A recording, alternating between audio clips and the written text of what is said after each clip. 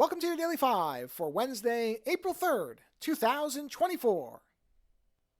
I know I've talked a number of times in the past about how much I really enjoy I would not have thought of this as a social media platform, but that's what they call themselves, so I'll just say it. And I guess it is when you think about it in the right context.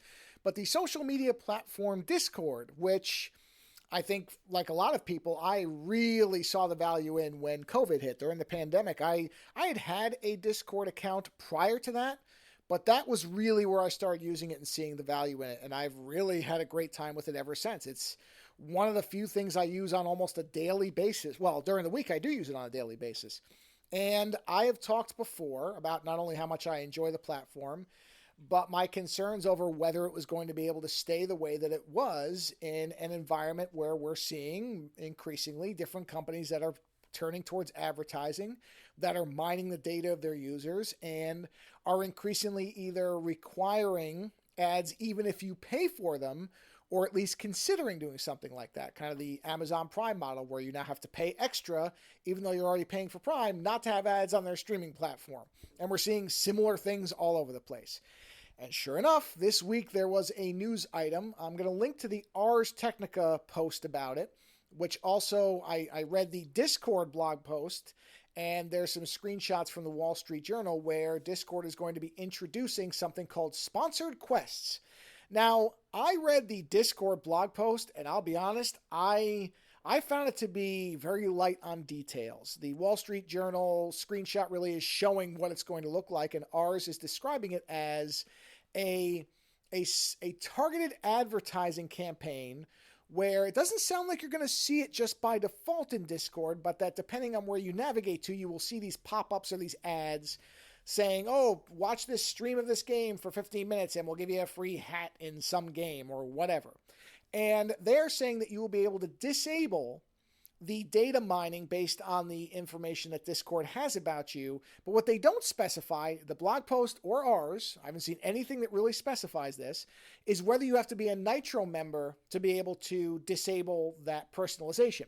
Nitro was Discord's attempt at having a subscription or a membership plan where they were offering, I think there's 2 or 3 tiers of it, and you can get avatars and themes and skins and all this stuff.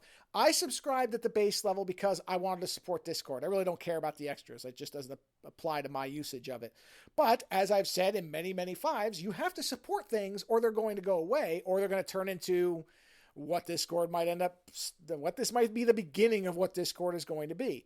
And so I subscribed to Nitro and didn't really think about it after the fact because they have said many times, and whether this was just a marketing tactic or it's something that now has changed, that they were very anti-advertising. They didn't want to monetize their users. They didn't want to have a bunch of advertisements popping up in your face.